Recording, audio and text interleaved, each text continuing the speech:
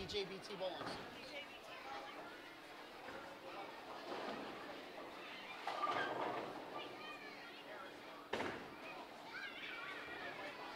Yes, I can read that. I get it.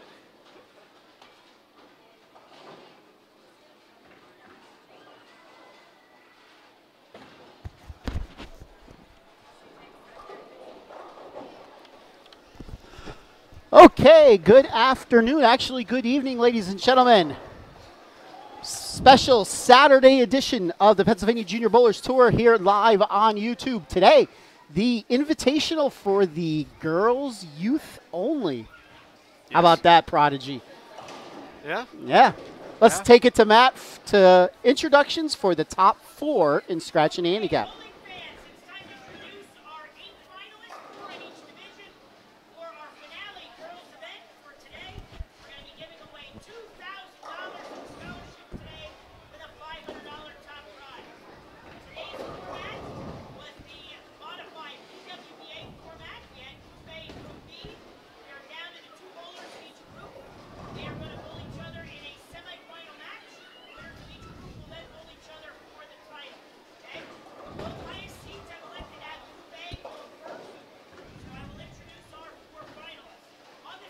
Okay, on the scratch side, in Group A, what was that? Kiara Solby, is that what I heard? You heard correctly. Okay. From Taylor, that's up near our way, up in Carbondale. We don't live there. Chloe Skurzinski is the number 2 seed in Group A. We will explain the groups to you very shortly.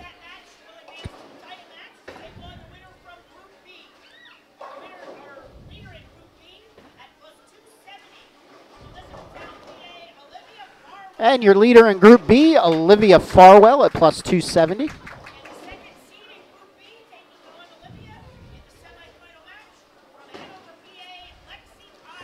And back from Florida, Lexi Kyle, second in Group B.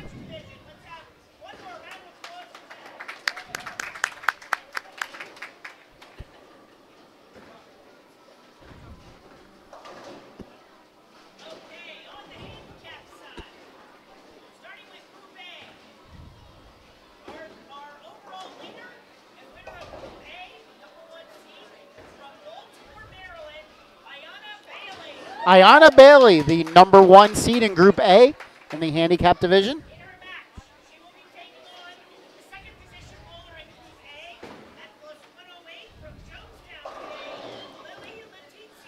Lily Letizia is your second place finisher in Group A.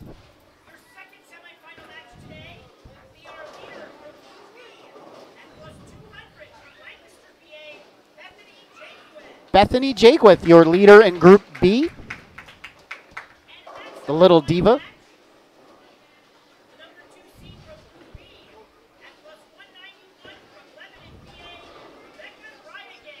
Rebecca Bridingham, your number 2 seed in Group B.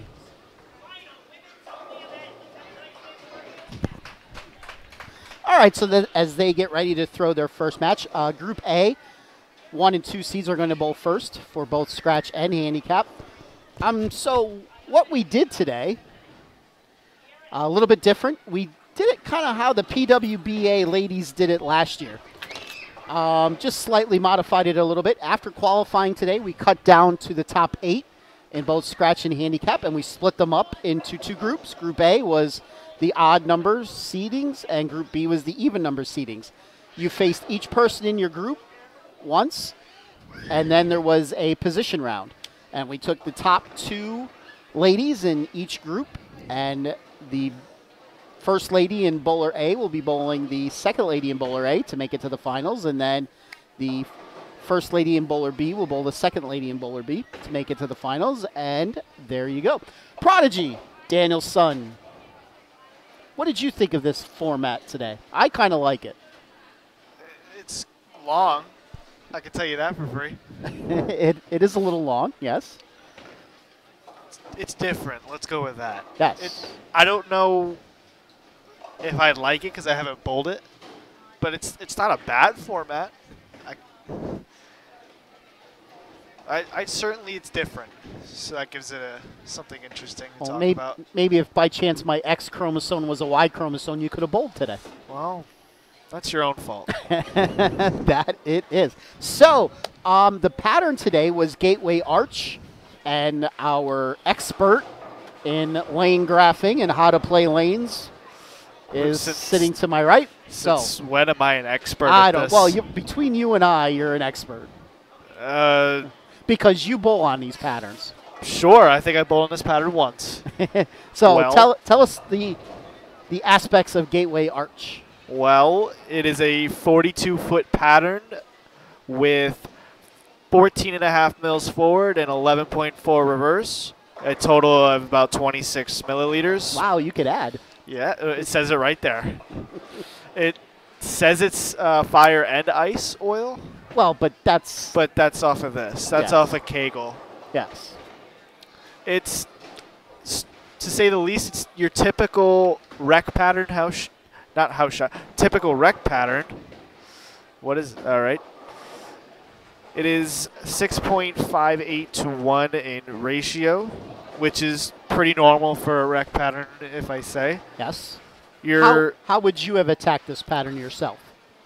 well, looking at the lane graph from boards 9 to 13 are all different amounts of oil. And Yes. everything outside of 9 is all forward and flat at about a unit and a half. So you'd want to throw it somewhere in between, probably second and third arrow for me, get it to around 5, and go from there. Now, correct me if I'm wrong, but we're here at ABC East in the Harrisburg area. This house is known to hook a little bit. It usually is tight, and then when it hooks. Yes. It usually starts fairly tight sometimes, more than not, and then it'll open up and start to hook a lot. Well, I could tell you the last 2 or 3 times we've been here, when we've gotten to the second part of the tournament, scores skyrocketed. Yes. And that was no different today with these ladies. Yes. There were some, I believe in one of the first matches, Lexi Kyle beat Jen Fitz like 279 to 268. I don't know if Jen struck out in the 10th, but Something like that. I Yes. know Lexi shot 279. yes. All right, so let's talk about the ladies that made it. So let's go with the scratch division first in Group A. Kiera Saldi is your top seed. She is from Taylor, PA, which is a suburb of Scranton. She finished at plus 305. Chloe Skrzinski, we've seen Chloe at a few of these women's tournaments. She finished second in her group at plus 249. So Kiera was the overall leader, so she got to choose whether she wanted Group A to go first or Group B to go first, and she chose to have Group A go first. Interesting decision. I would have certainly chose second. Yes, I would have probably chosen to go first myself, but that's just how I am. In Group B, no stranger to the Pennsylvania Junior Bowlers Tour, Olivia Farwell. Who's that? Well, last year she basically just won everything junior bowling for high school wise that you could potentially win. Let's see here. She won probably her county titles. She won District 3 titles. She won regional titles. She won states title. And she won nationals. What about World? I don't believe there was one, but if there was, she would have won. Probably. Yes. She was at plus 270, and she will be taking on Lexi Kyle, who was a PJBT bowler back in the day, but they moved down to the Florida area for a couple of years. She was going to go to Weber, but as far as I know, they are back. She finished second in Group B at plus 170.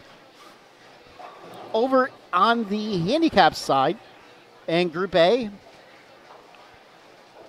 Ayana. Ayana Bailey. Is that how you say that? Ayana Bailey. Thank you. She finished first, and she was high score. She's at plus 233. She'll be bowling Lily Letizia. We'll go with that. Letizia Letizia. at plus 108. Again, Miss Bailey was the highest finisher, and she decided to go first. The leader in Group B, the little diva, Bethany Jaquith. at plus 200. She'll be taking on Rebecca Briningham, who was right behind her at plus 191.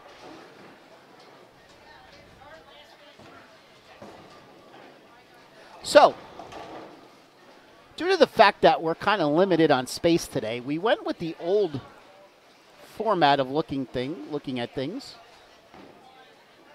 We got some scoreboards back today.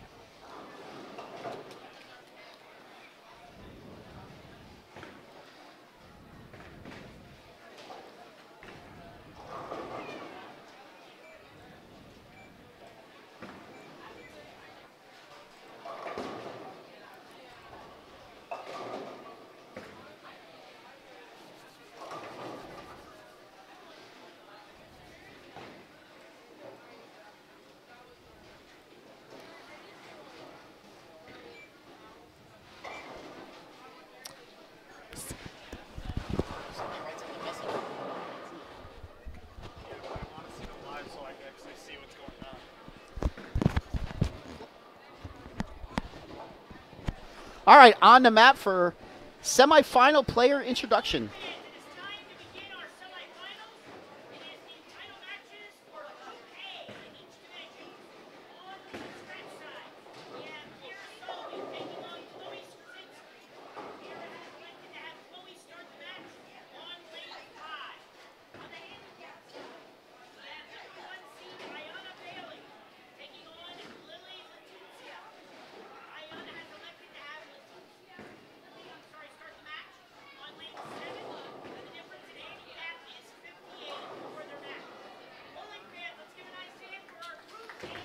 All right, and away we go. I think at some point I'm going to be wanting to stand here because that's what I'm thinking about doing. I can only see about half the pins. Yes.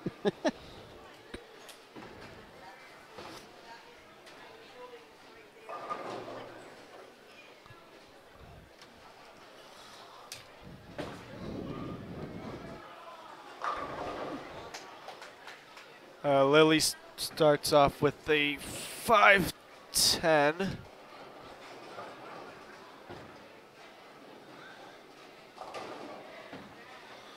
Chloe starts off with a strike.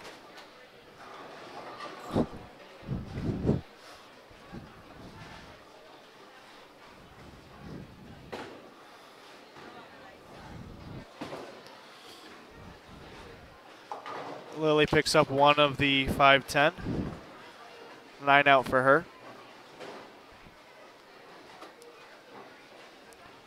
And Kiana, her first shot. Looked just like Chloe's. 10 in the pit. Slightly different style for these ladies. Chloe opens up the lanes a little more. Yes. Ayana getting 7, leaving the 1-3-6. Ayana, by the way, is getting 58 pins in this game.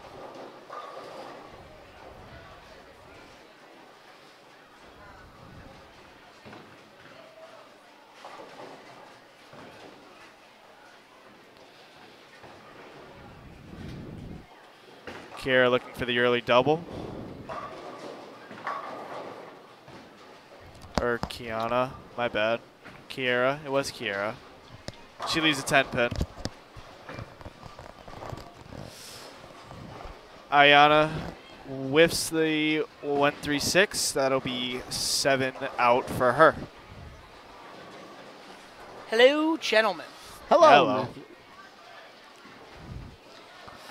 Welcome to our finale event for the mini women's tour. Kiera picks up that 10 pin. She starts off strike spare. Lily leaving a 10 pin. Oh, I see what's going on here. You got the same camera up here. How'd you do that? I don't know. Chloe rings a 10 pin. Da, da, da, da. And Lily whiffs the 10 pin. She went 8-1, 9 whiff, has 18 in the second.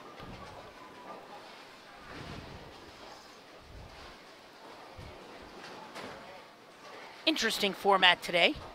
Thought it worked out pretty well. Yes.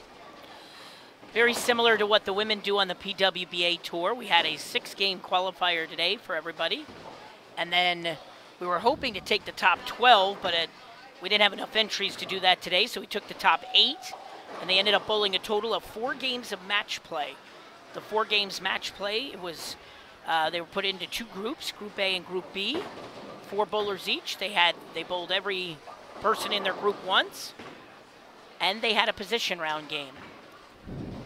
And now you are watching the semifinal matches. Essentially, the winner of each group will bowl each other for the title. Good strike. Chloe strikes. Yep, good shot. And Ayanna Bailey with a nice shot there. First mark of that match. Yeah, it is.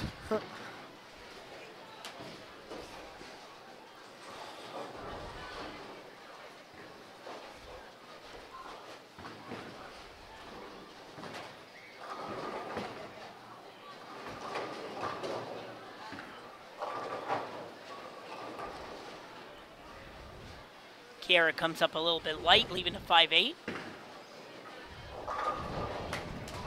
There's a good shot. Lily Leticia from Jonestown, PA, with her first strike.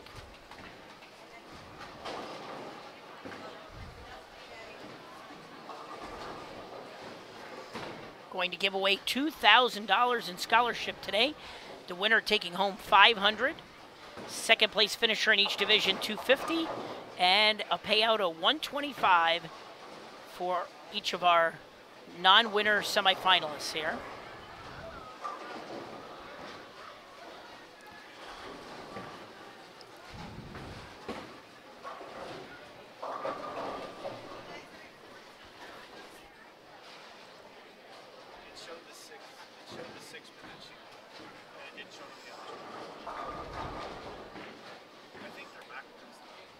That's fine.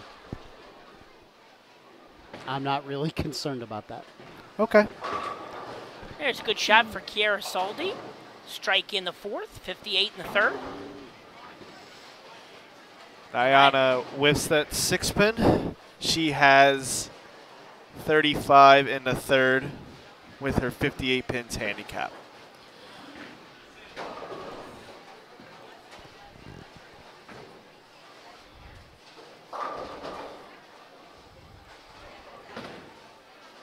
Lily looking to double up here. Rings a 10-pin.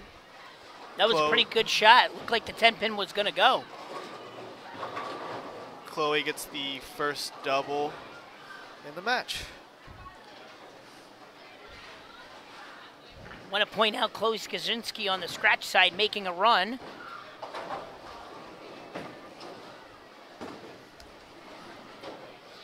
She started at the bottom of the group. She was the 7th seed on the Group A side. Shot a big game in the middle of match play, which put her just within 10 pins of second place and making the finals, and then won her final match in the position round to move herself into second and earn her spot in this match. Good shot there by Chloe. That's 3 in a row for her.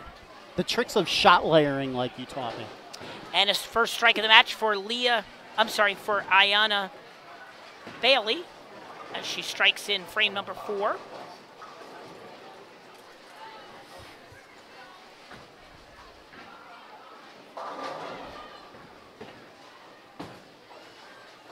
Okay, this one looks like it's going to cross over for Lily. Just but leaves a 9-pin. Leaves the 9. Now Kiera to try to keep up with Chloe. Another good shot. Let's point out to our fans today, Gateway Arch was our pattern for today. Gateway Arch for the finale.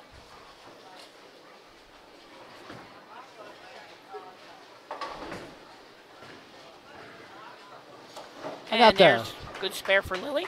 talk to Kiera after this to see if she grew up bowling at Southside up in Scranton. Shout out to the Minellis. Don't know if they still own it. Would they own it back in 1874? Yes, when I used to bowl, yes. When the balls were square. Good shot there for Ayanna Bailey, but unfortunately came in high, leaving the 410. So she'll probably look to get one, I would believe. Yeah. Kiera left a 2-pin on a double. She makes the spare. She'll have 107 in the 5th spare up.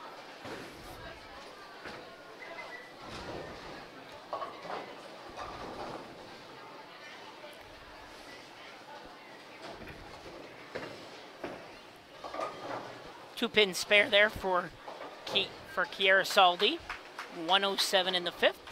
She can max out at 247. Now we'll see what Chloe does here, as Chloe can put some pressure on her here.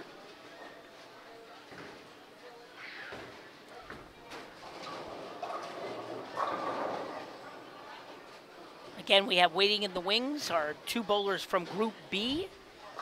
The Group B bowlers. It will be Olivia Farwell and Lexi Kyle in the scratch division. It'll be Brittany Jakewith and Rebecca Bridegan in the handicap division.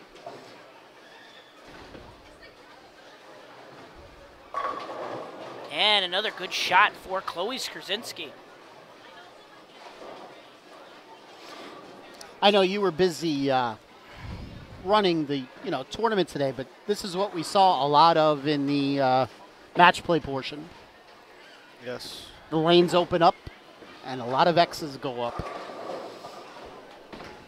Yeah, I mean, the scores it was interesting because the scores didn't get really out of hand. I mean, it only did take, I believe it was plus 40-some in scratch to make the top 8 for 6 games.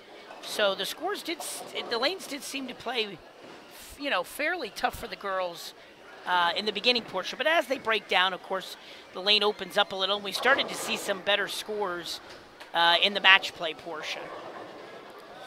Chloe with another strike there makes that a 5-bagger. Definitely a must-strike time for Kiera. 5 in a row. Isn't that a ham bone?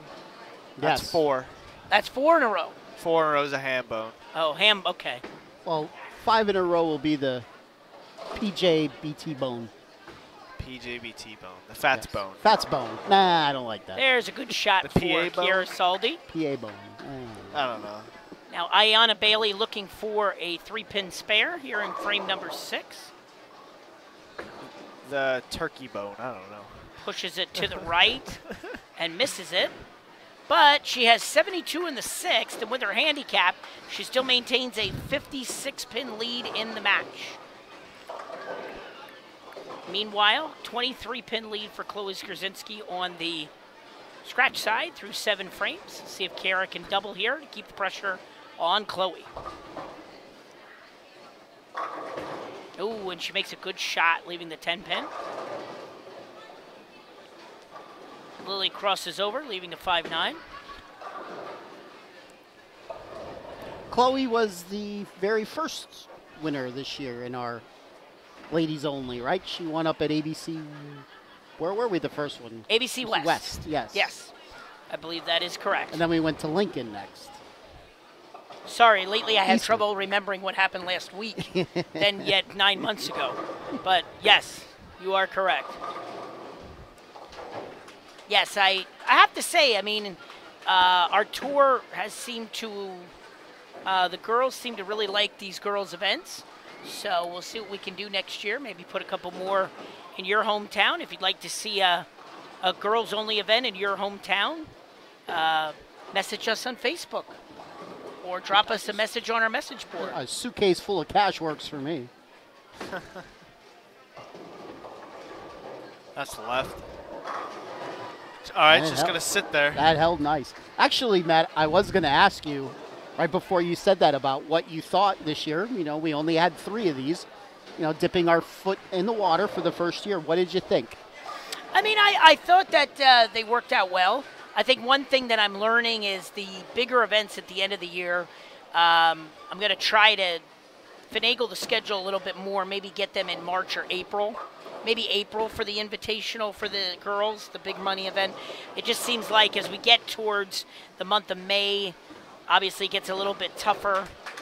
Bowlers are starting to do outside activities and, are starting to think about other things in bowling sometimes. Streak ends at 6 for Chloe as she leads at 4-7. But no, I think overall they were very good Yes. for the first year. I think it's important that you don't run too many of them because you don't want burnout. But in the same token, I think, we ran 2 here in the Harrisburg area and 1 in the York area this year. And, maybe we'll look to add 1 or 2. Maybe we'll add 1 in the Allentown area, try to get some East Coast, East Coast for us. Some stops along the map. But, I think they were pretty much a success. And, with the growth of the PWBA coming back, I think it's important that, we have some events like this because these are the future of our women's tour sport. Absolutely.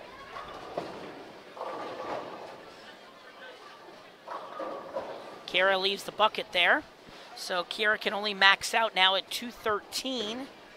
So it looks like Chloe Skrzinski will advance to the title match on the Group A side. On the handicap side, I think Ayana lost grip of that one. She got 4, but she still maintains a lead, so looks like she will also advance, but we'll get the matches complete. I'm going to head out and give out some awards. Okay.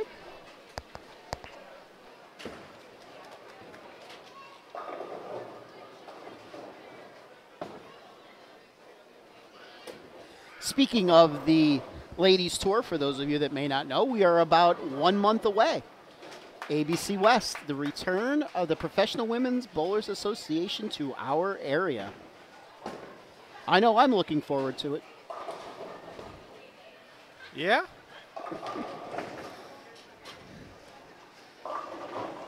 Certainly could be interesting, especially with the pattern we think they may be laying out. Yes. I was looking at it the other night again, and that could either play really hard or it could play really easy or both. I think it might be hard early, and once it breaks down, it gets easy. If that is the pattern that we think it's going to be. Yes. And I hope it is. For those of you that might be wondering what we're talking about, if you go to the PWBA website and click on one of the first 3 events and go down towards the bottom of the page, there'll be a link there for a bank of patterns, and they are the patterns for the first 6 tournaments in no particular order, but they will be used in the first 6. The first week was pattern 5. The second week was pattern 2. This week was pattern 6. Me and young Daniel here both think it's going to be pattern 1 when they get up to the ABC West in about a month. Ladies are out at Fountain Valley, California today. They should just be starting their step ladder right about now. But please keep it here. Bowling here is a little bit better than what you see on Extra Frame, at least in my opinion. Oh, yeah. Definitely better commentators. No offense to Emil. Emil does a very good job on Extra Frame.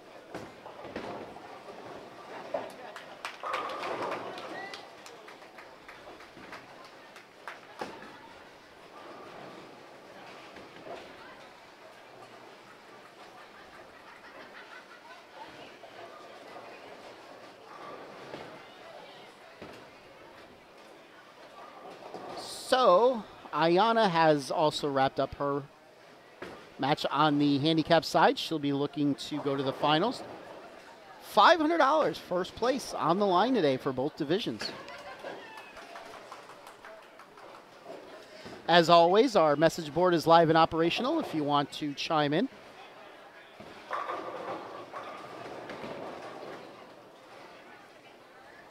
Double duty this week. Tomorrow we are at ABC North for our regular PJBT tournament, staying here in the Harrisburg area. 10:30 start time. As always, the finals for that will be broadcast live right here.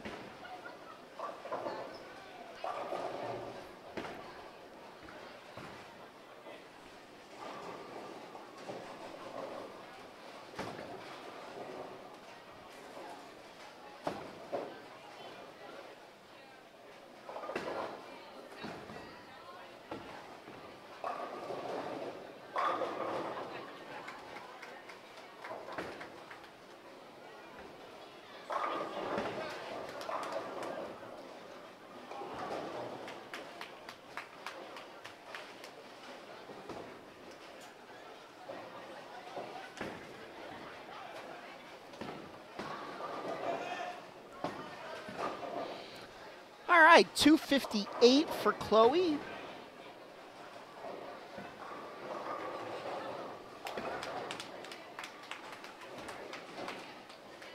It's not a bad score. No, not at all.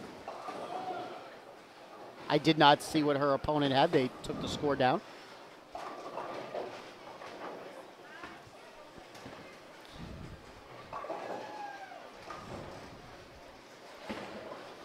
Ayana is either going to be in the 120s or the 130s and add another 58 for her handicap.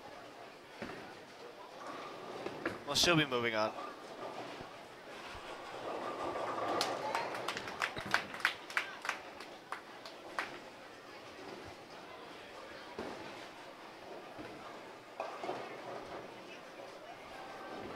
So like I said earlier, we're back to our old way of showing this week. We have the scoreboards up again.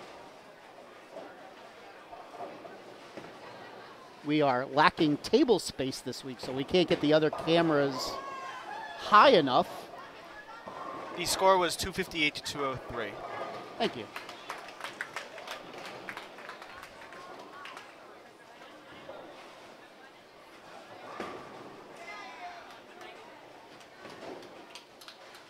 $191 for Ayana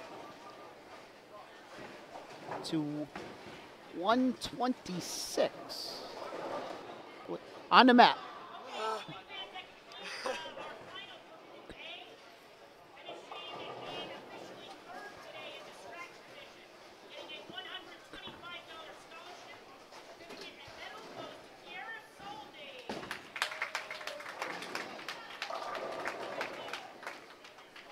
Kiera Saldi, semifinalist today. Okay, and on the handicap group A side, officially our fourth place finisher today, getting a $125 scholarship, coming in at medal goes to Lily Letizia, semifinalist. All right, we're going to set up for semifinal number 2. I will be right back.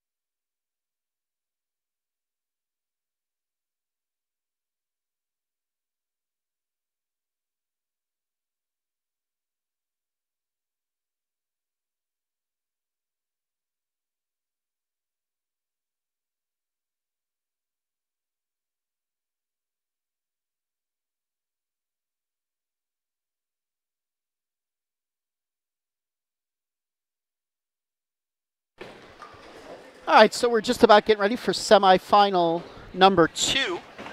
Quick look at the schedule. Like I said, tomorrow we are at ABC North right up the road here, about 12 miles north. 10:30 start time. That is the second to last regular season event. And then next week, a very popular tournament, or at least we think it's going to be popular, is our final regular season event. It is a major. It is our very first ever 2 a.m. tournament. Whose bright idea was that? Not me or you. Actually, it wasn't my idea. That's why I said that.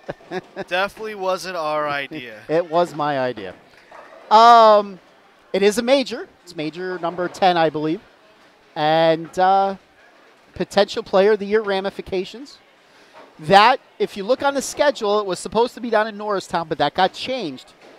It is now at Leisure Lanes in Lancaster. That is next Saturday, 1 week today. Actually, it'll be Sunday morning at 2 a.m. And it's going to be a special, how we're going to do it, it's going to be a special format. It's going to be a super match play type tournament. We'll have more information on that. Over to Matt.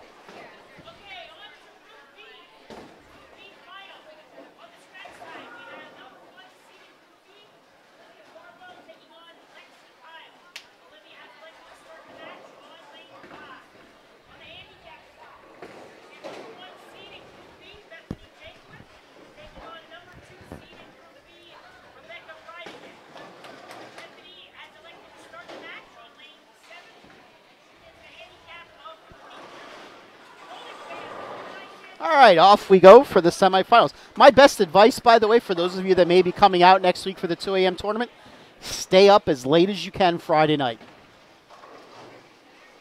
If you could go to bed at 4 or 5 in the morning, Saturday morning, do it. Saturday morning? Yes. I'm going to have no sleep schedule after this.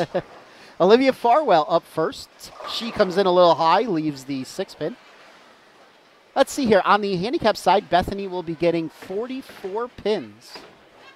She goes Jersey, leaves the 5-9.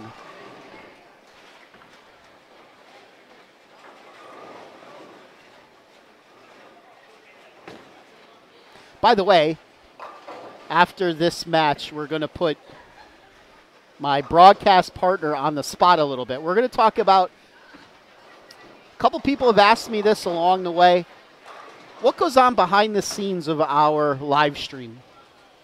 How do we put all this together each and every week? So you being the expert at all this. Do you want the short answer or the long answer? Well, we'll deal with that later. Okay. All right, Rebecca Bridingham, she also crosses over, leaves the 10-pin.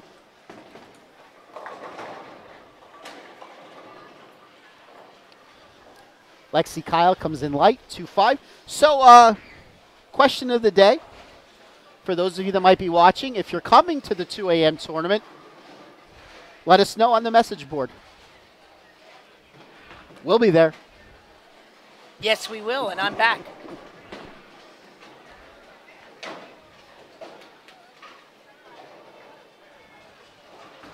Okay, so Group B final. Lexi Kyle misses her spare. Starts with an open. And on the handicap side, Bethany Jaquith, who gets the handicap, starts with a spare. But Rebecca Bridingham missed her spare, so she has 9 in the first. I assume your scoring is all fixed up there? Yes, it is. All right, good deal. And I just want to point out, we just hit 50 a minute ago. Yes. Hello there, 50 Big Ben. viewers. So tell your friends, this is the finale of our women's tournament for our mini tour for the women this year. Giving away a total of $2,000 in scholarship today. It'll be $500 to the winner on each side, $250 to the runner-up, and $125 to our third and fourth place finishers in each division. Bridingham leaves a 5-pin. And Lexi gets a spare, so she starts with a count of 9, spare.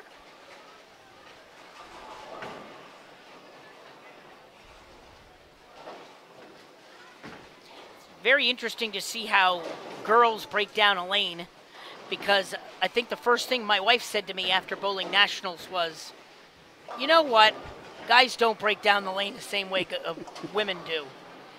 And I said, yes, you're right.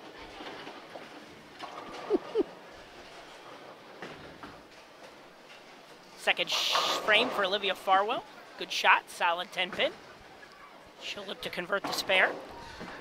I actually think she was more commenting on guys that don't know what they're doing, don't know how to break down the lane properly. I'd sooner say that. I would venture to agree, but you never know. Yeah, we won't mention what happened to her up at Nationals.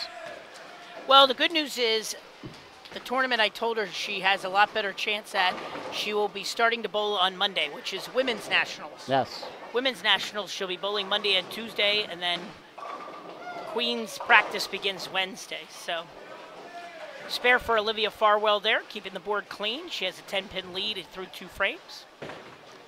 And on the handicap side, Bethany Jaquith goes spare open. She has 25. She still maintains a 50-some pin lead through 2 frames. She misses the head pin, leaves the 1-3. Hope to see everybody tomorrow at ABC North Lanes for our 38th PJBT of the season. Singles event, open to everybody, 21 and under.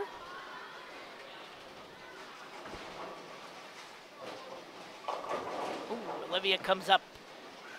Ball breaks a little bit high, leaving the 4-pin. She was fortunate just to leave the 4. And Bethany gets 1, so she'll have 34 in the 3rd.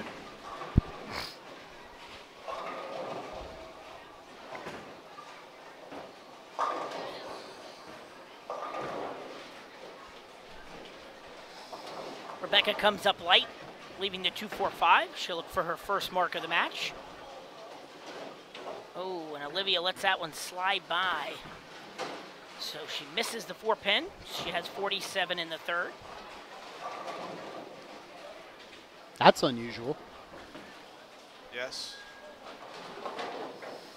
Winner of this match will advance to our title match to take on the winner from Group A. In the scratch side, that was Chloe Skrzinski. On the handicap side, it was Ayana Bailey. Good shot there by Lexi. Lexi, good shot. First strike of that match in the scratch side. Rebecca looking for her first mark of the match. Comes up high, leaving a 3-pin.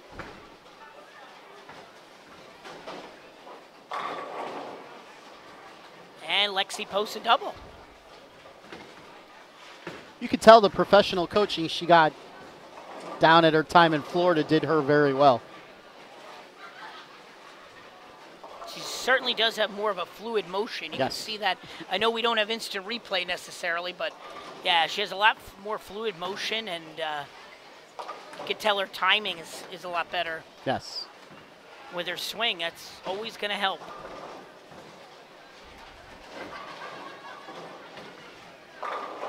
There's a good shot for Olivia Farwell.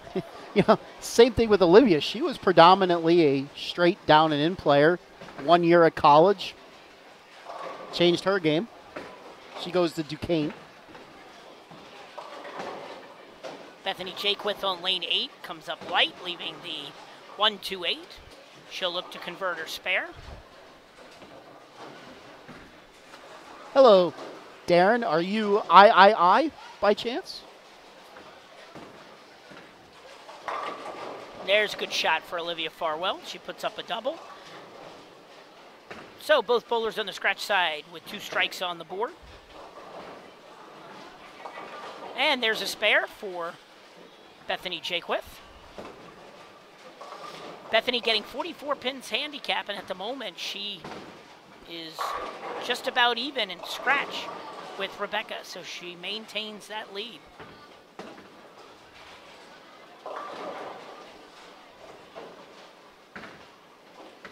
Lexi Kyle with a strike. 3 in a row now for Lexi.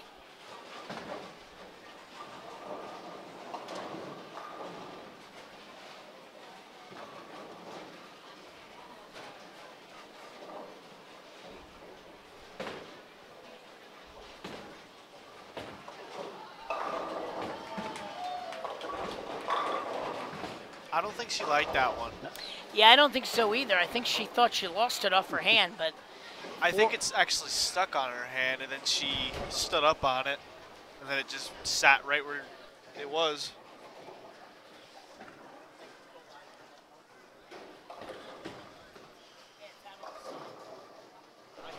Bethany whiffs the 6-pin that she left. She has 62 in the 5th with her 44 pins handicap. Olivia looking for a triple, gets it. so the strike trains have begun on the scratch side. 3 for Olivia, 4 for Lexi. Right now, Olivia still trails by 12 pins.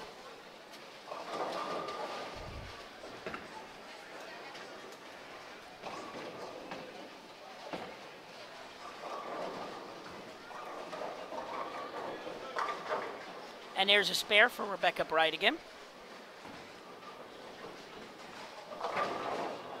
Oh, Olivia comes up a little bit light, but she mishmashes the 4-5-7 and makes it 4 in a row. Keeps the pressure on Lexi.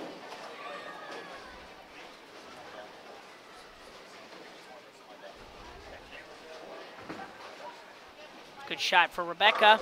And her first strike of the match. So Rebecca gets her first strike of the match. 65 in the 5th. Now Lexi for 5 in a row.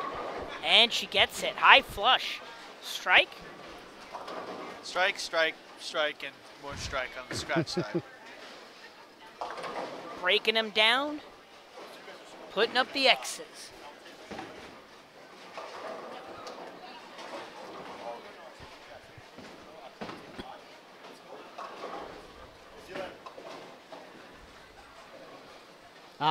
It's Papa Zombro.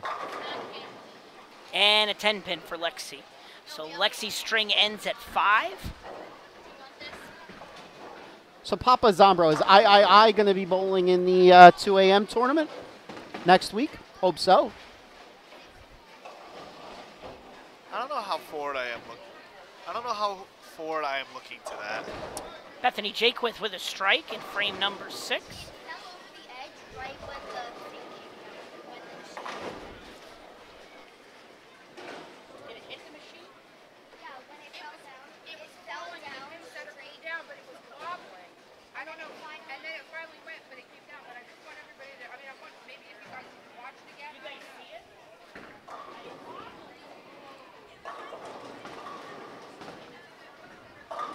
You're too late on that.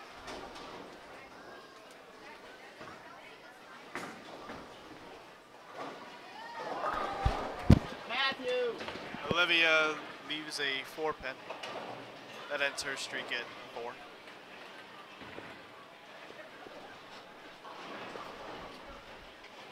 Matt.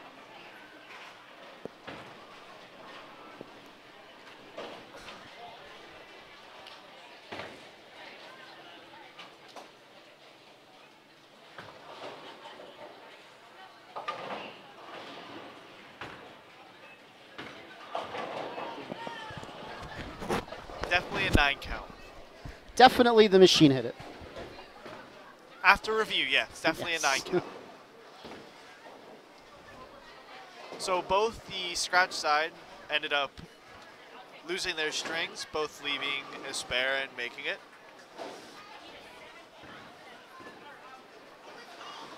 See if Olivia could get back on the strike train. Nope, that's a 2-5. That one looked left and never hooked.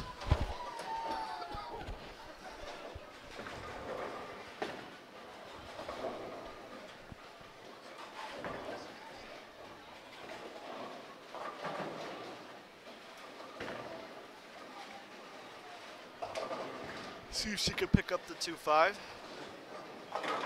which she does.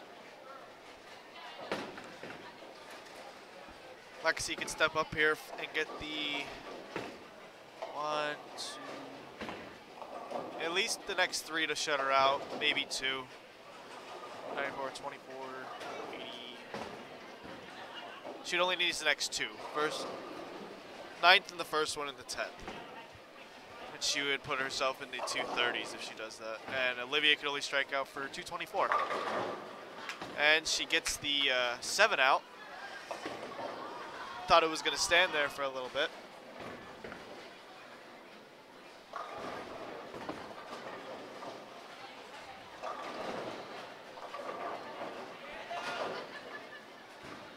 So a mark and count. Oh, yeah. She didn't even need this one.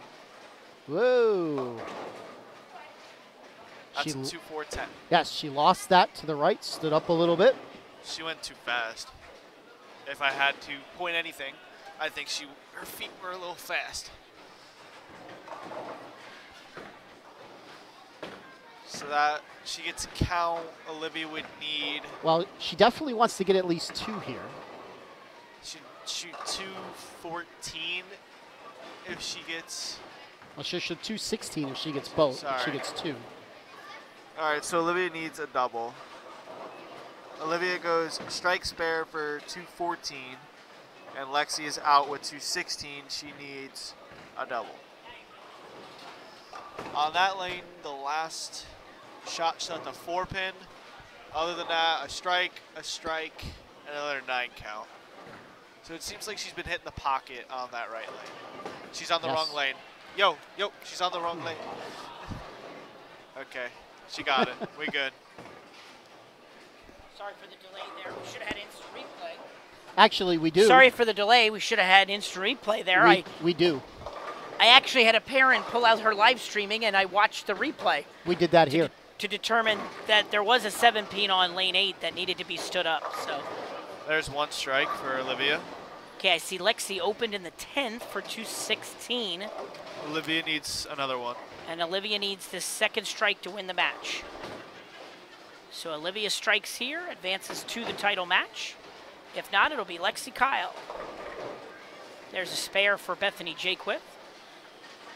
Let's see if Olivia can get it here on lane 6. She needs this strike and 3 pins to win the match. And she gets it. Big clutch strike there as she needed to double to win, and she did. Now she needs just 3 pins. Got to keep the ball in the lane. She'll advance to the title match.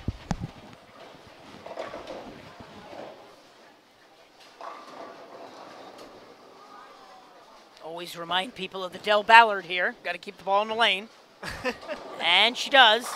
And 10 back. So strikes out and wins the match 224 to 216. Olivia will advance to take on Chloe Straczynski in the title match. The 7th greatest moment in PBA history. That is the 7th greatest moment in was. PBA history. I wonder what number 1's going to be. I'm actually very interested to find out.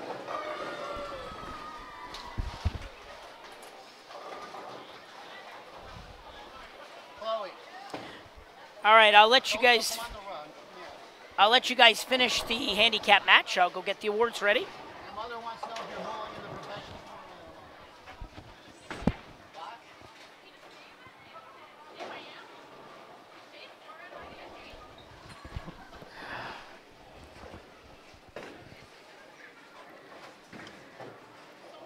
So Chloe's mom messaged me and asked me to ask her if she's bowling in the professional tournament next month. And Chloe's answer was, if you're paying for it, yes. Okay. It's a good answer. Yes. What was I going to say? I forget what I was going to say.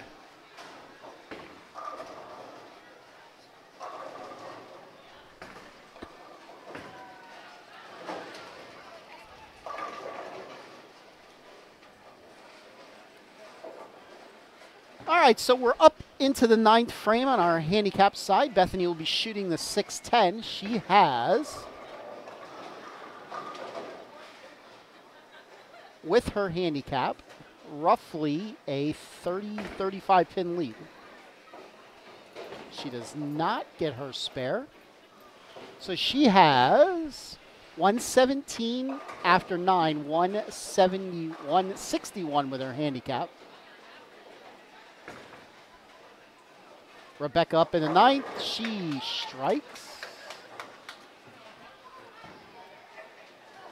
She could strike out for 194. She needs a double to shut her out.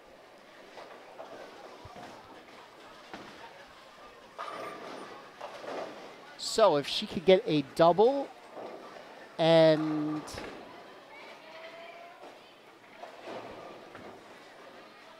eight, and there went that idea. Yeah, good job. Eddie Mush. Yes, the PA Fats / Eddie Mush.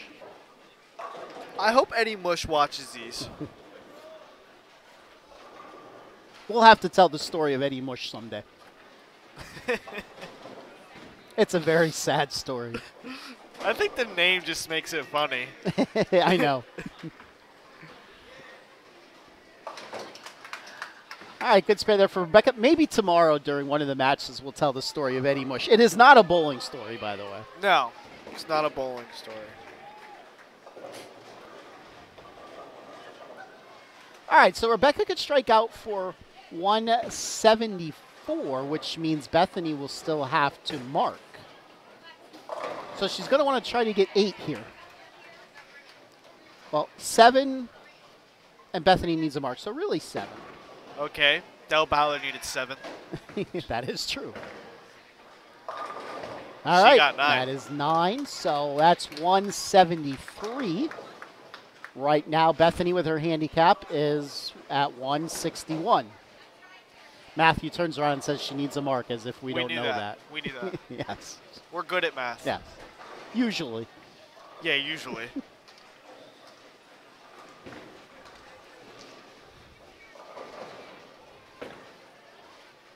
And 10 10 pin. Certainly not the pin I'd want to be leaving when I need a mark.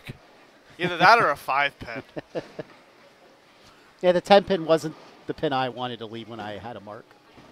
I wouldn't want to leave a 10 pin. I probably wouldn't want to leave a 5 pin. Well, I haven't missed a 5 pin since 1993, so. Do you want a cookie of some May the sort? 3rd, I just passed the Anniversary. 25th anniversary. And Yeah. Bethany, unfortunately, goes in the gutter and hops out. And with that, Rebecca will be moving on to the finals. 173 to 170 victory over Bethany.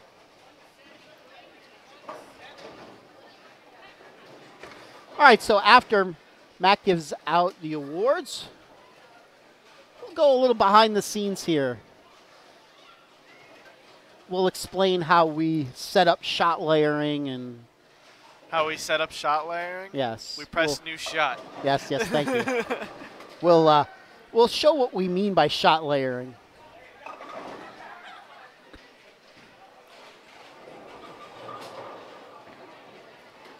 And the fun stuff that goes into setting all this up each and every week. Sometimes the frustration.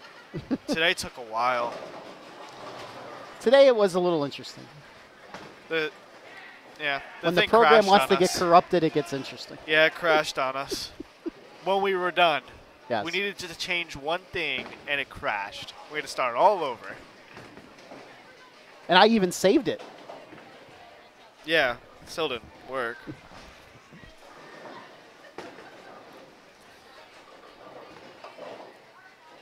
All right, on the mat. Okay, bowling fan next to me. Finishing officially on the 4K scratch division. Getting a $125 scholarship. Giving it a medal goes to Lexi Lexi Kyle, semifinalist today. And in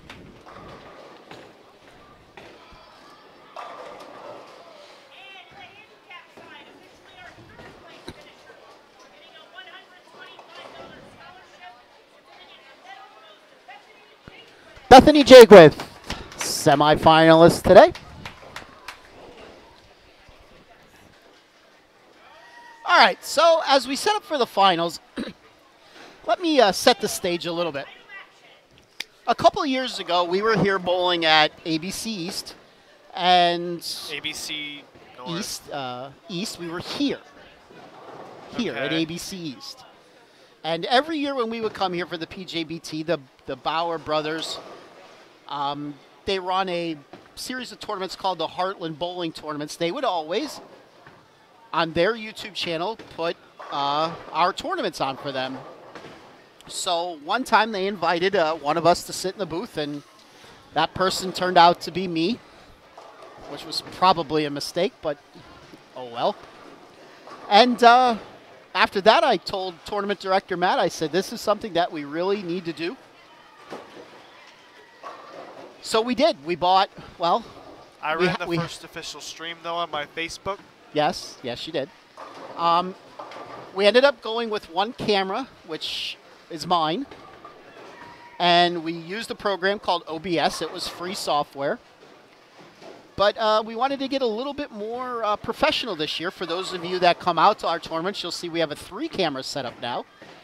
And we use a program called Wirecast. Wirecast, by the way, is the same program that Extra Frame uses.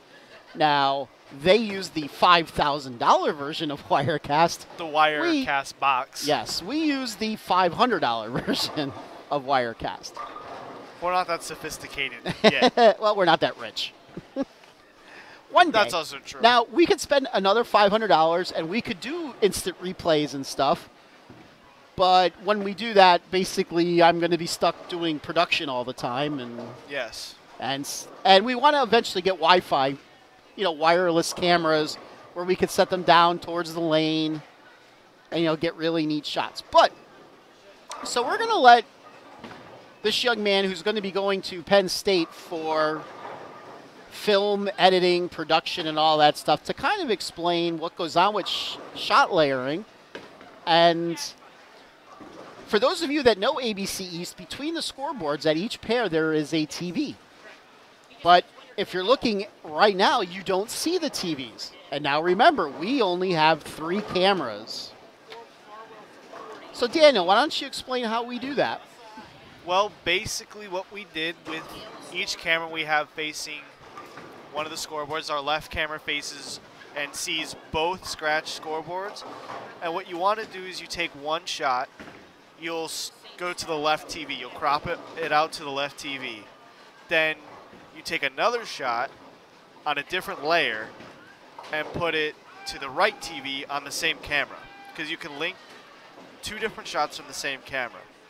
And then you do that for the right, and then you just even them out on the top there. And then for the background, you have our main shot as the lowest of the layers, so it's in the back. As you're saying this, you'll see that I'm taking away a camera at a time and adding them and putting them on. So the cameras that the scoreboards that are for scratch, we're actually only using one camera on that scoreboard. But because through the magic of what's called shot layering, which is basically overlaying a screen onto another screen, that would be the easiest way to explain shot layering. We could take both of those cameras, or both of these angles from one camera, and make them look like completely different cameras on the scoreboards. If you were to expand both the left 2 scoreboards, they look exactly the same. Yes. Just one I have cropped to the left screen and one I have cropped to the right screen. So, that, in a nutshell, is shot layering. And feel free, if anybody has any questions, to let us know in the coming weeks. We'll certainly be happy to help. On to Matt.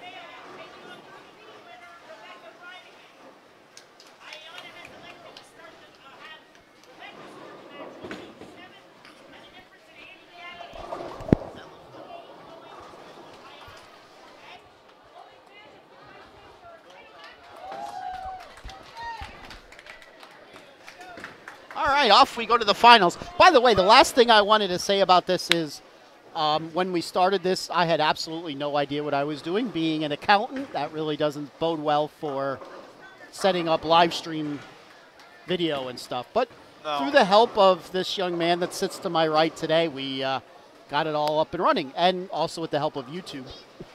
Did I help you with OBS? Like, did I tell you about OBS? Yes, you did help with OBS a little. I didn't know much of the software myself, actually. Yes. I have never really worked with Wirecast and or OBS. Yes, If it had to do with Final Cut, sure, I can tell you. I can help you with that. I will say YouTube did help more than you did, yes. Well, YouTube knows a little bit more about OBS and Wirecast than I probably will ever know. All right, we're off and running. Both Chloe and Olivia started out with a strike. Shocker there. Yes. And I'm back in the booth. And I have a comment to make. Chloe Skrzinski just reminded me that this scratch match is a battle of our 2 winners from the girls' tournaments earlier this year. That is correct.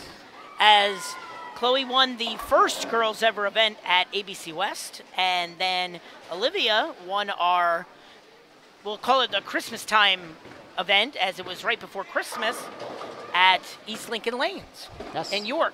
So both were winners already this year, now bowling each other for the title. So that's only fitting, I would think. Absolutely. East Lincoln Lane, my favorite little bowling center. Shout out to the Schnurs, if I said their last name right, I hope. Yes.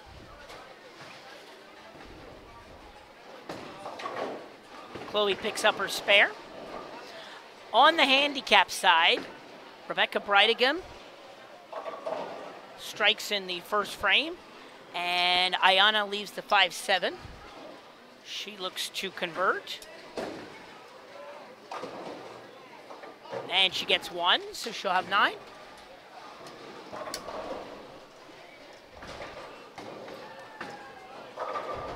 Good shot there by Olivia. That ball actually, if you saw it, Daniel, looked a little bit inside a target. I actually thought her ball was going to hook early, and it skidded farther. Skidded. Skid farther. That Pennsylvania Dutchified voice of mine. Okay, Ayana, in frame number 2, decided it was time to clean out the gutter. Yes. She did not mean to do that. She'll see if she can convert her spare. And Olivia comes up high, trips out the 4-7. And that is 3 in a row to start the match for Olivia Farwell.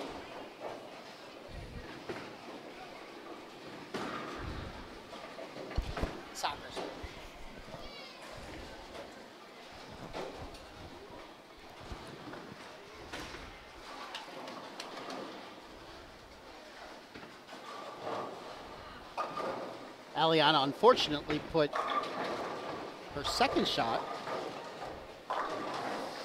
in where the boards don't hook either. I can make those gray boards hook. And Rebecca pounced on it with a double. She did. And Chloe leaves a 6-pin. And yes, Robert, one of these days, don't exactly know when, but we will invest in what we need to do replays. And like I said, we'll sooner or later get Wi-Fi cameras, and we'll build our own little network, and we'll be able to do all that stuff. Slowly but surely. Once Matt wants to buy a production truck, too.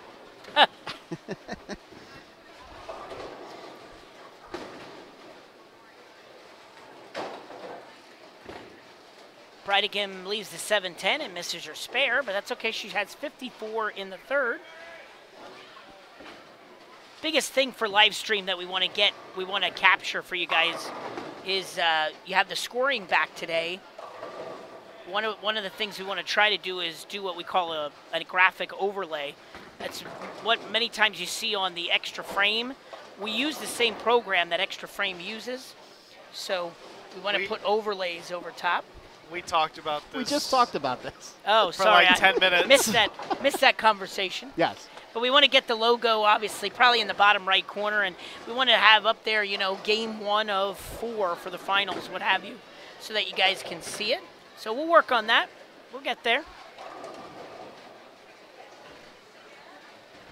Considering the budget we have, we think we're doing pretty good. Yes.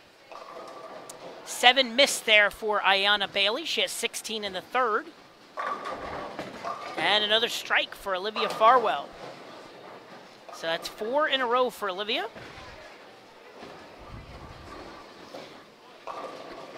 Olivia's resume certainly has been really good this year. No surprise that she is in the finals again today. Yes. Great year at Duquesne University.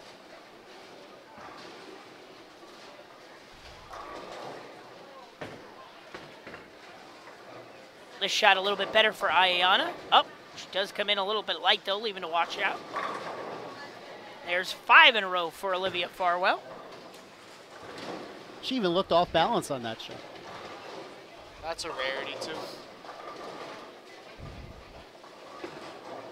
Very interesting, I want to point out too that these girls have been very equal during the day. I mean, they both bowled each other twice in match play, each winning 1 game. So it's been even Steven for the most of the day and actually the season with both of them having a title. How they bowl each other in match play? Yeah, I was just thinking the same thing. They were in opposite. Position. They were in opposite. Oh, groups. yeah, that's right. They were. I was thinking that I thought they bowled each other twice. That's okay. Oh, interesting shot there for Rebecca. She tripped out the 4, the 5, and something hit the 7, but didn't knock it over. So she'll look to convert a spare.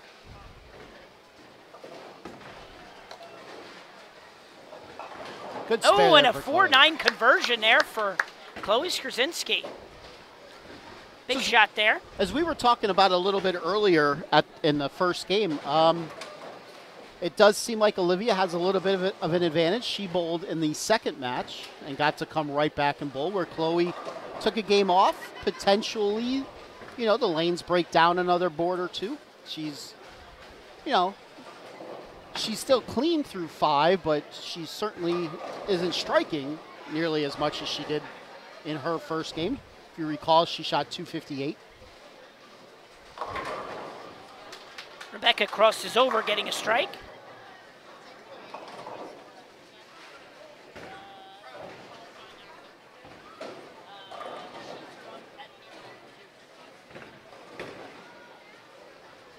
Chloe leaves a wraparound 10 pin.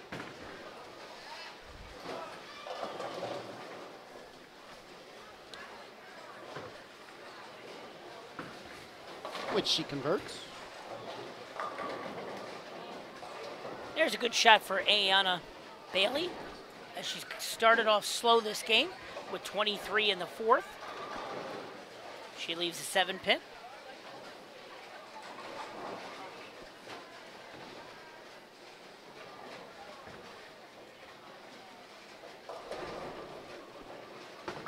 Now Farwell.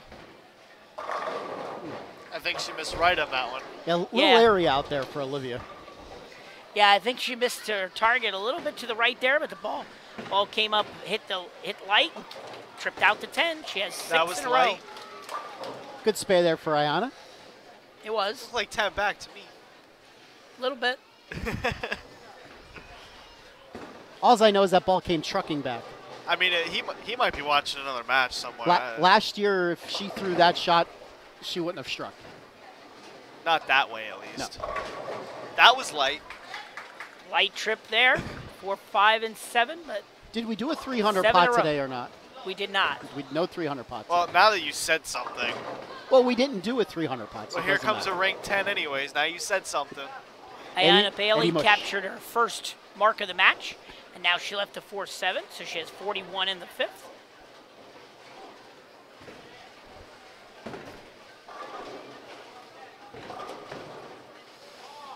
Now Chloe to try to keep up. She gets a strike. And throws her hands in the air. She is pumped. She could still go out for 235, so this match isn't I've quite over yet. I've shot 230 with 10 strikes before. It's definitely possible. Good spare there, back-to-back spares for Ayanna Bailey. How we doing on viewership over there, PA? 54. 54. That's a good number. Over 50. Watching our title match for today's women's only tournament. And, oh, there's a drop kick on the 7. For Chloe Straczynski, puts up her first double of the match. Slap that out. Trying to keep the pressure on. Now that would be one you slap out. No. Especially at that point in the match. And Rebecca Breidigam picks up her spare on lane 8. So she has 94 with a spare. Right now, she only trails the match by 15 with the handicap. Now that's left. There's it. See? Yeah. Eddie yeah. Mush strikes again. Yeah. Every time. That ball looked like it was just inside a target. Might have hit the oil and slid a little bit farther through the pins rather than it would have struck turned. if he didn't say anything. It definitely was left. And PA, if you're paying attention, lane 7 is your first juicy strike of the day. I did not see that. Juicy strike for Rebecca Breidigam. And Olivia covers the spare, so she could still shoot 279. She does have a demanding 64-pin lead through 8 frames. Meanwhile, Ayana Bailey on lane 8 makes a great shot. It looked like 10 back, and it ended up 9 back. As she leaves a 7-pin. 9.5. Basically a mark here for Olivia. All but shuts Chloe out. Yeah, basically.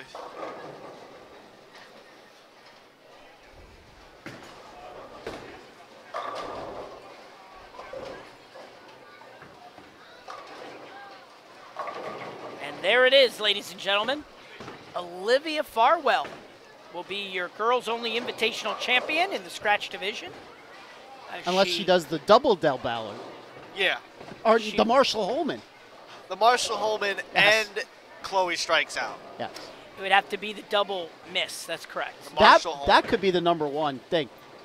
For those of you that, that are old enough to remember, Marshall Holman did go double gutter and then win his match. Yes, he did win the match. He still shot like 180 or something. Yes, he went double gutter in the 2nd or 3rd frame and won his match. No, it was like the 6th.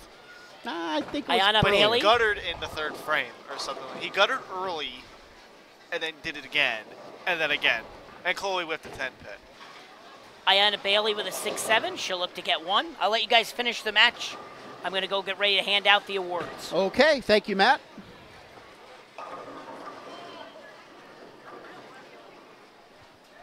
Let me just say, as soon as Matt put the microphone down, our viewership jumped up to 60. That's about right. Yeah. I actually think the #1 thing will be when Walter Ray won the record-breaking title. Could be.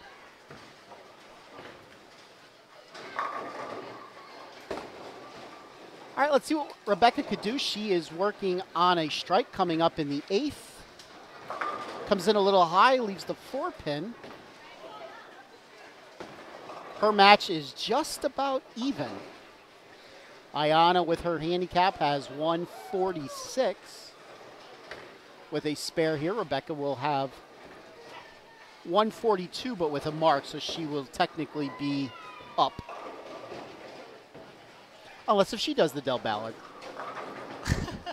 62, there must be word that Matt left us. Oh, Rebecca missed that 4-pin. Let's see if we could get up to 70 before we the end of this match. That'd be funny. Yes.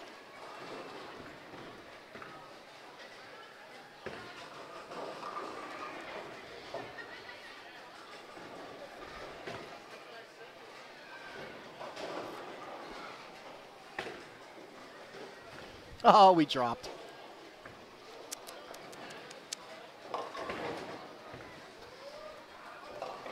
Becca comes in high. She did miss the 4-pin, by the way.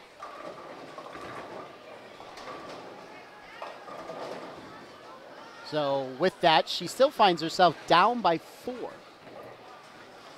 Shooting at the 3-6-10. That's not an easy spare. She converts it. I know somebody else who was out in Fountain Valley yesterday who said she was having trouble making the 3-6-10. No names need to be said. Um,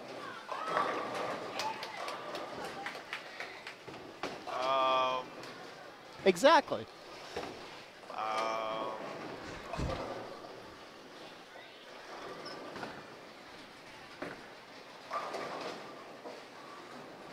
Ayana goes Jersey in the 9th. I don't know. I can't think of anything funny.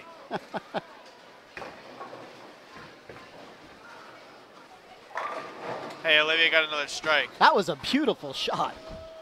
Holy cow. We'll have to ask her if she plans on bowling in the PWBA tournament in a month. At this place's sister center, ABC West. Tickets are still available for that, by the way. You have to buy tickets? Yes, you do.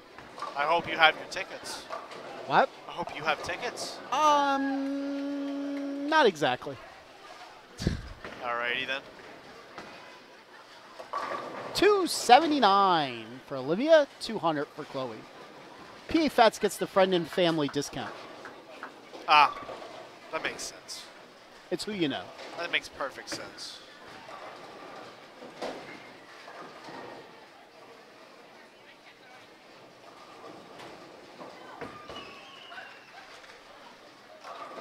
Ayana, chops her spare. So she shoots 174. What exactly is Olivia doing? I don't know. Rebecca's going to need a mark, though.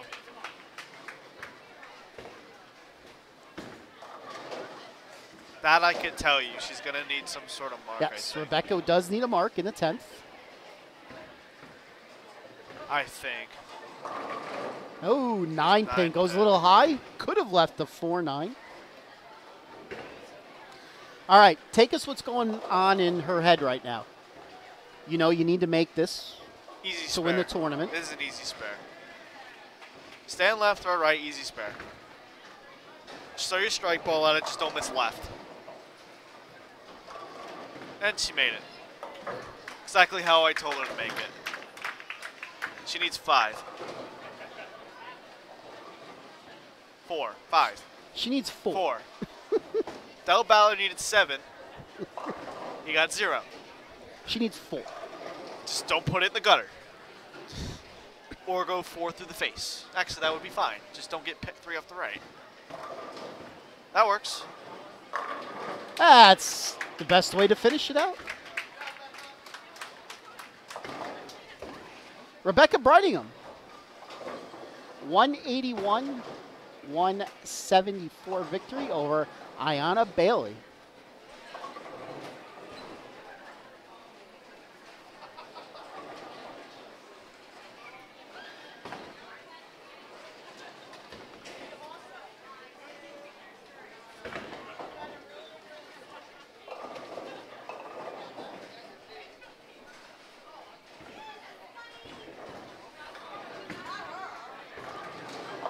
So we will have awards for our winners and runner-ups, and then we'll bring the winners back for a quick interview, and then time to pack up.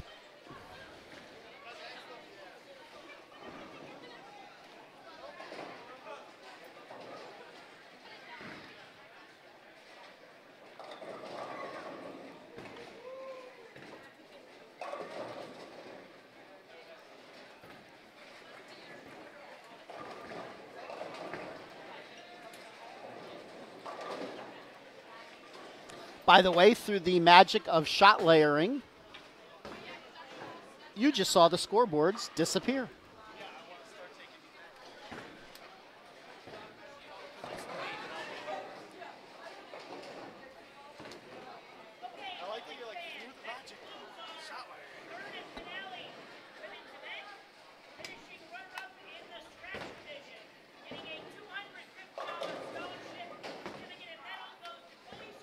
Chloe Skurzinski, $250 for her second place finish today.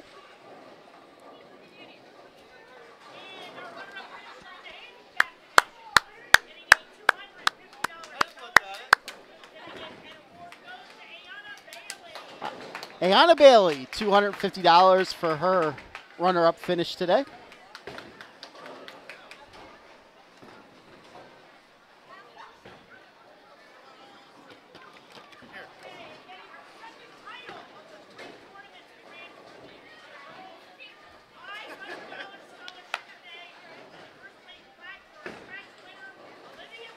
Olivia Farwell, your champion today, $500 for her efforts.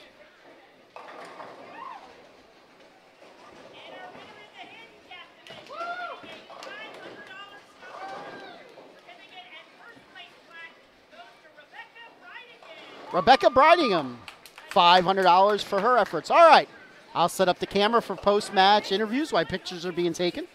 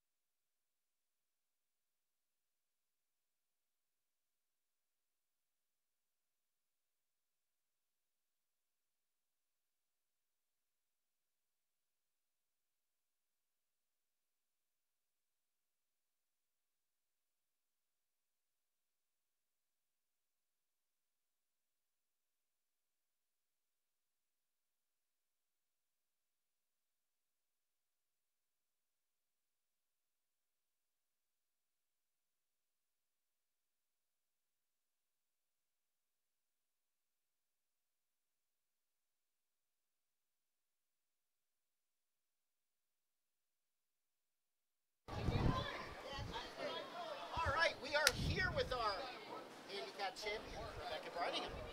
Hello. Congratulations. Thank you. You're from Lebanon area, right? Yeah. Where do you bowl out of? Palmyra. Palmyra? Did you bowl out of Cedar before Cedar? No. You're I've always been at Palmyra. always a Palmyra. I used to work at Cedar Lanes way back. way.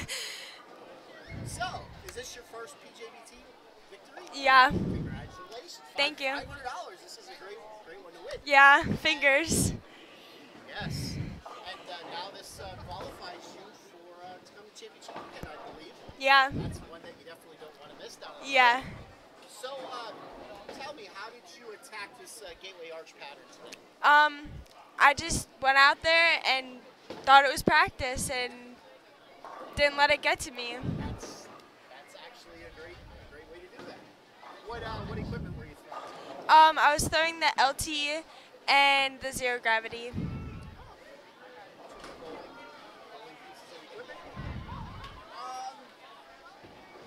I was going to ask, just completely just slipped my mind. So what school do you go to? Cedar Crest. Cedar Crest. Yeah. They have a bowling team at Cedar Crest. They do. And you are going to be in what grade next year? 11th. Oh, so were you on the bowling team? I was on since last year, yeah. Oh, I probably saw you Yeah. at many of events. Okay. So, who was here to support you today over? My mom and the Letizias and the Shirks. Oh, the shirt. Yeah, we knew the shirts. Yeah. Should we wave to them? Hi. Yeah. Hi. All right. This is your chance to look in there, say thank you to whomever you want to thank, maybe your coach, your parents, be a family. Go ahead, it's all yours. All right, I want to thank my parents and all of my friends and family, bowling family that I've got over the years. And of course, Scott for drilling up my bowling balls. And PA pads. Do you have a coach, by the way? um, And I don't mean for the bowling team. I mean, helping out at junior leagues. Scott. Scott? Yeah. All right, ladies and gentlemen, your handicap division champion taking home the $500 first place. Her first PJBT title. We'll see her now at the championship. Rebecca Brady, congratulations. Thank you. All right, let's bring Olivia in here. Don't trip over, Mom. I saw that.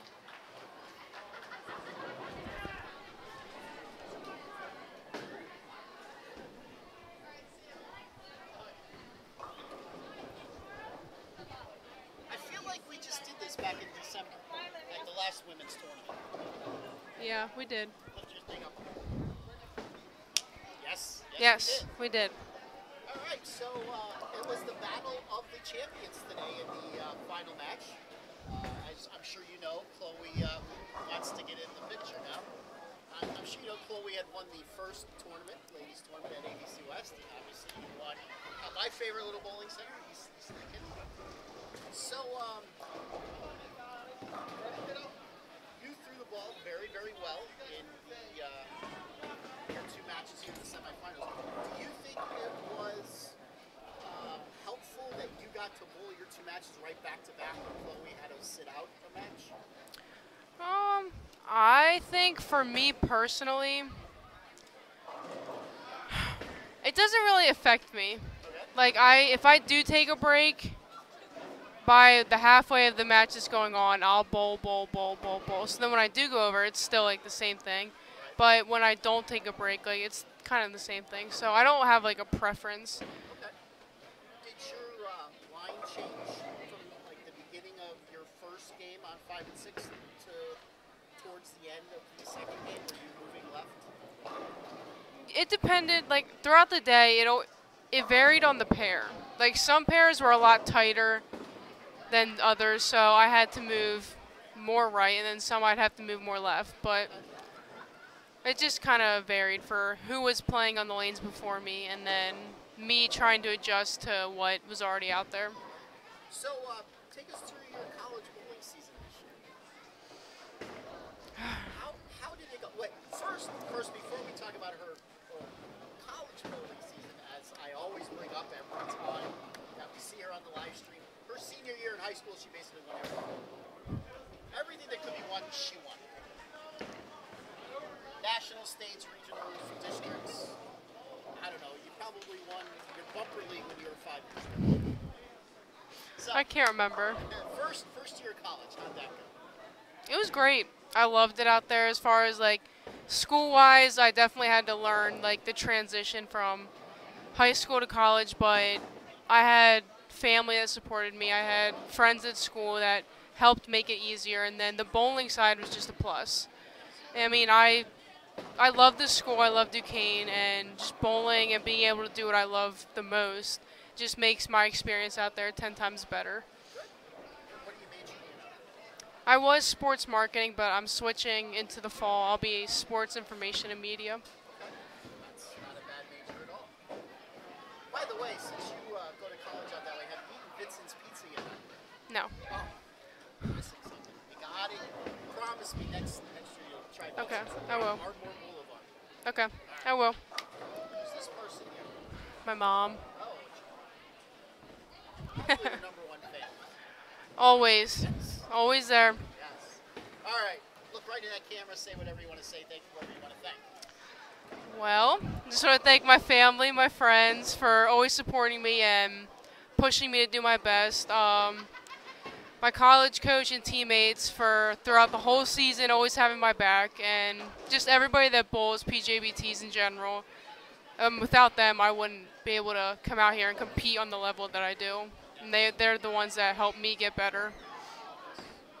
All right, ladies and gentlemen, taking home the $500 first place prize in the scratch division of the Cincinnati Ladies Congratulations. Thank you.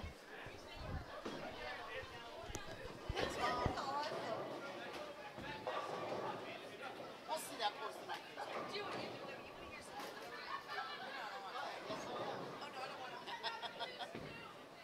All right, let's wrap this up. Tomorrow, we're back at it at ABC North, right up the road here, about 10 to 12 miles. Sure, let's wrap this up. No, wait, I'm on. Sure, let's wrap this up. Tell them where we are tomorrow. ABC North Lanes here in Harrisburg, starting at 10:30 for everybody. Tell them where we are the following Saturday night. Saturday night into Sunday, 2 a.m. tournament, Leisure Lanes in Lancaster, our super match play game format. So make sure you join us. Super match play, it's going to be wild. Maybe tomorrow we can get you on the live show. Maybe we can talk about the format for that a little bit. Sure, absolutely. All right. For your entire PJBT crew, we will see you tomorrow. Right back on our YouTube channel. Until then, have a great rest of your Saturday night. See you tomorrow. We'll see you tomorrow.